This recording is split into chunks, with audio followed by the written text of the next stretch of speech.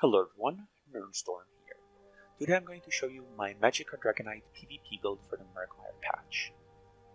My goal with this build was to reach the highest amount of spell damage that I could, while keeping decent stats, decent recoveries, and decent resistances overall, so that I could use it for 1vx scenarios in open world, be able to deal a shit ton of burst damage. So what we've come to is a 4k fully buffed spell damage build with decent stats, and let's take a look exactly at what these are. So our max Magicka is at 30k currently. That doesn't seem like a lot, but considering as our main source of damage is our spell damage and not our maximum Magicka, I feel like that's more than enough. Our max health is at 27k. That is thanks to Emperorship buff that we currently have in this campaign, so usually that would look more like 25k health. Our max stamina is almost 17k, which I feel is very important on Magicka DKs, because your main source of movement would be your stamina pool. Our Magicka recovery is at 1.3k. It does get higher thanks to our potion and continuous attack buff, but this recovery feels to me like it's just enough to sustain on in open world. And we do have some more ways to regain Magicka, and we'll discuss that in a little bit. But this is the stat.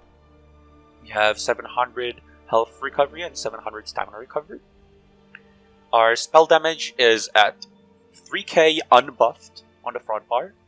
And as I've said, when you're fully buffed, it reaches 4k.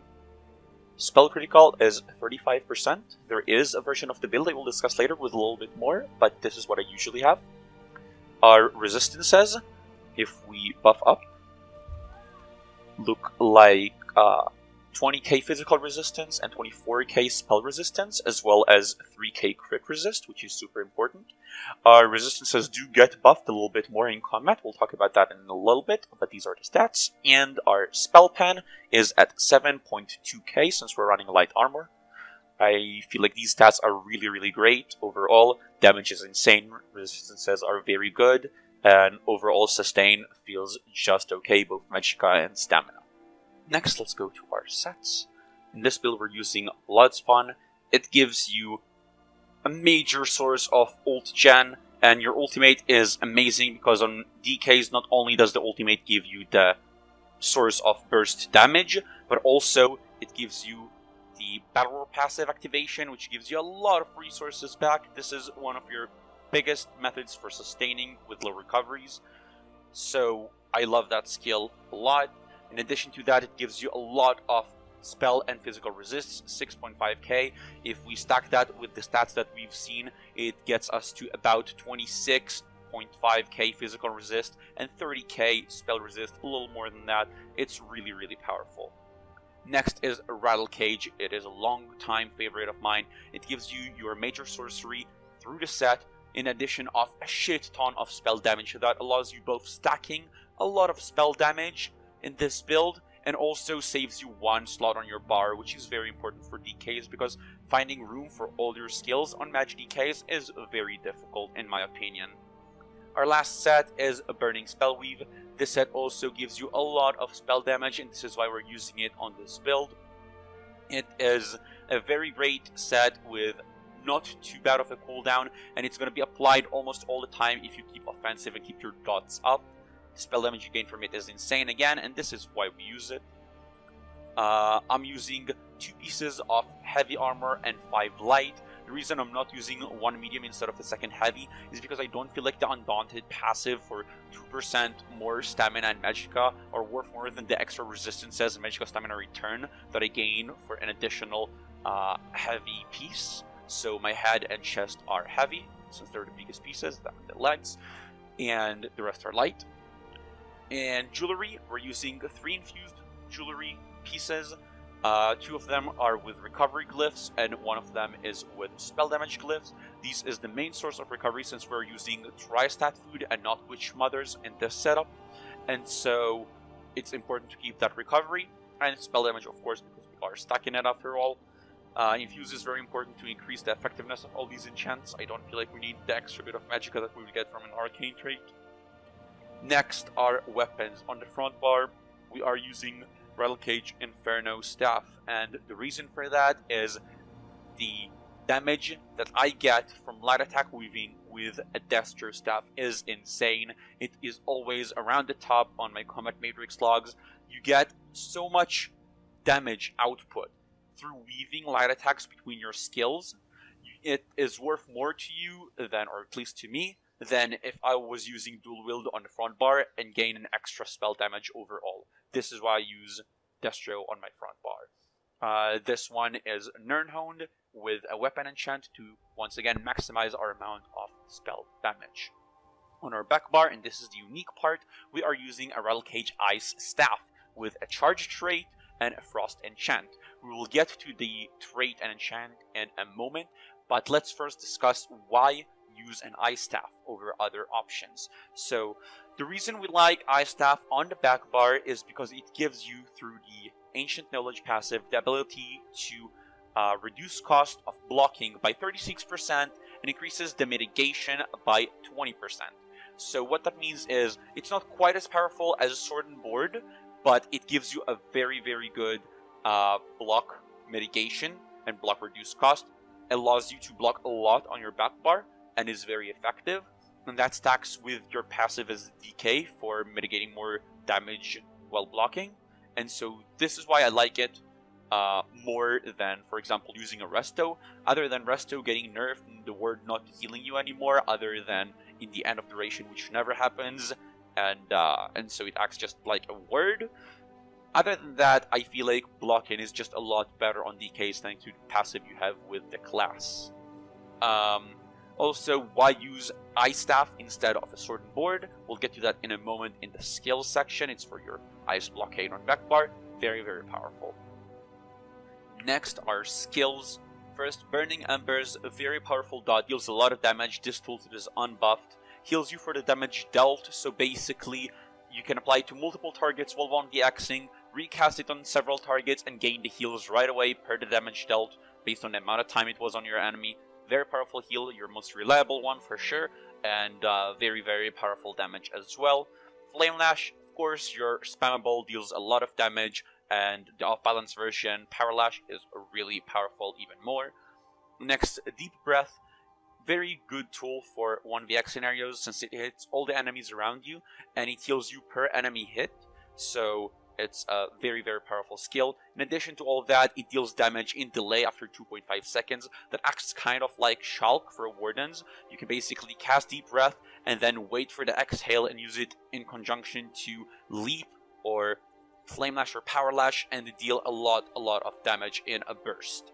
In addition to all of that, I'm using the Deep Breath morph, which gives you the ability to interrupt enemies and stun them after casting this ability if they were in a cast time ability while it hit them.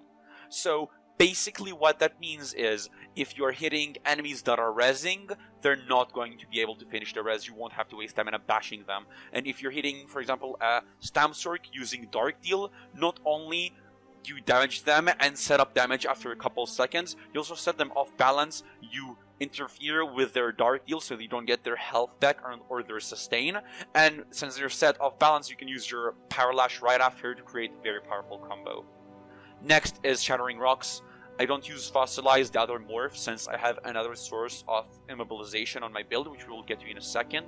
So I use Shattering Rocks. It's a very powerful CC that cannot be blocked or dodged, and it's quite powerful too for the little extra heal that it gives you.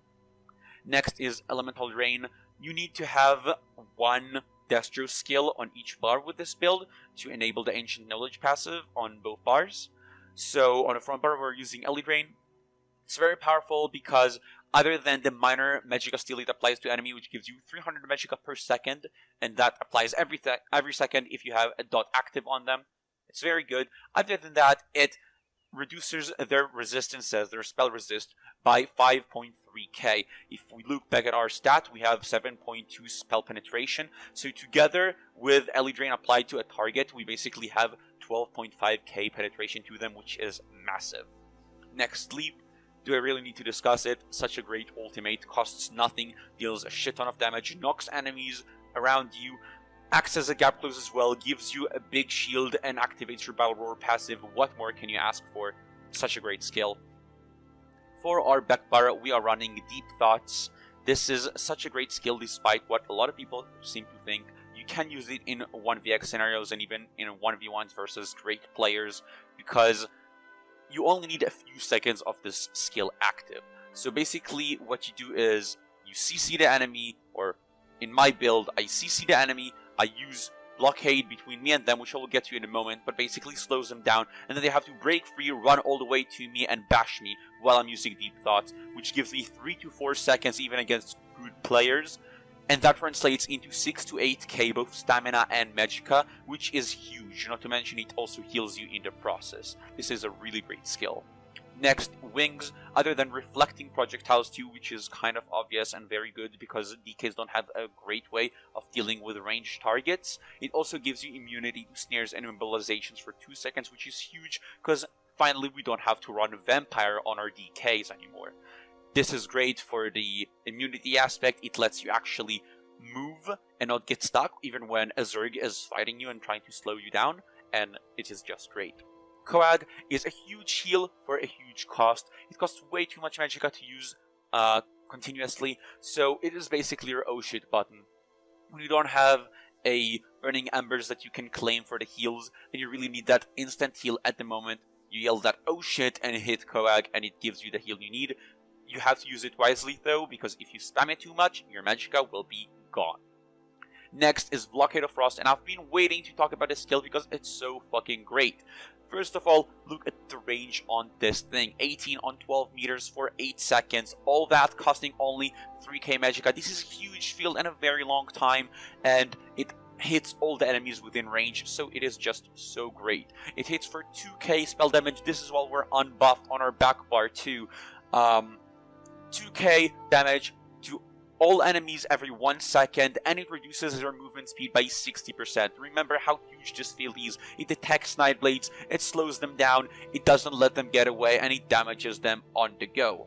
It is such a fantastic skill to have in open world. In addition to all that, this is the best part, and this relates to my Murkmire trait and enchant. Chilled enemies become frozen and are immobilized for 4 seconds. This is my other immobilization aspect in my build, in my other source. So if we look real quick at our Ice Staff, we have a charge trait and a frost enchant, which basically means you have a very high chance of applying chilled status and dealing the frost damage to a player in your blockade. Keep in mind, blockade is a weapon skill, which means it activates your enchants for you without you having to light attack. And since a couple patches ago, skills remember what bar they were cast on. So you are able to place that blockade for 8 seconds, forget about it, and just fight in its range on your front bar, and it will just keep applying your enchant to enemies in the area, basically rendering them immobile for 4 seconds without you having to do anything. You can be on your front bar, you can go all offensive as much as you like, and they'll just take that immobilization for free. Next, Volatile Armor. Great skill. You need that major resolve and major ward no matter what build you play, really. Other than that, it gives you the extra damage to enemies around you, reveal Nightblade's close range, and it deals some damage back to people that hit you. It's a great skill overall, very important to have. And last, Temporal Guard. It is the morph of Undo, the ultimate of the Psychic Order skill line. I don't use this skill because it doesn't synergize well with the Battle Roar passive, and I love my Battle Roar passive. I use this skill just for the passively, while slotted, gain minor protection. Gives me 8% reduction to all damage while I'm on my back bar blocking and moving around. Next, for our buffs, we are playing a Dark Elf for the extra flame damage. We use Tristat Food in this build. You need that extra stamina, and this is the main reason for it. Also, we are using the Steed Mundus, which is not very common, but I feel like you really need it because it increases your movement speed by so much, like 2 speed traits basically, and that really helps you get around when you don't have that gap close other than leap. I think it's very, very important. Next, I'll show the CP. Feel free to pause the video at this point and see exactly what we use.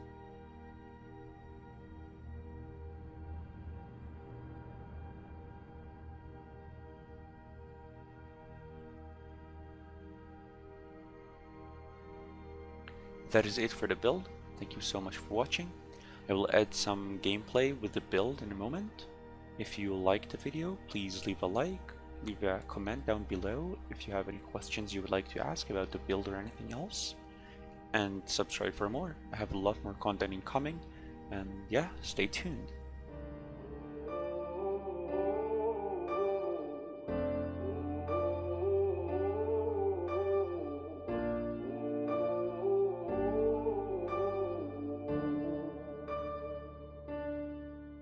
I'm focused. I've been watching for the omens. I've been listening to everything you said. It's been running through my head, locked and loaded. I got the feeling that you know it. Yeah, I've only just begun. I won't stop until it's done, till you're broken.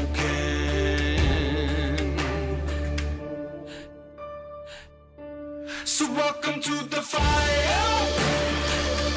I'm the one with the liar. Feel it burning through your veins as we're walking through the flames, getting higher. So welcome to the fire. Welcome to the fire. Feel it burning through your veins as we're walking through the flames, getting higher. So welcome to the fire. I've been waiting for this moment, the final battle of the chosen. See, I'm never gonna quit, got my legacy set in motion. So welcome to the fire. I'm the one with the liar. Feel it burning through your veins as we're walking through the flames, getting higher. So welcome to the fire. Welcome to the fire. Feel it burning through your veins as we're walking through the flames, getting higher. Welcome to the fire. Welcome to the fire. 'Cause the bigger they are, the harder they fall. You build your fortress and I'll climb your walls. You got your armor, but I see your flaws. So welcome to the fire.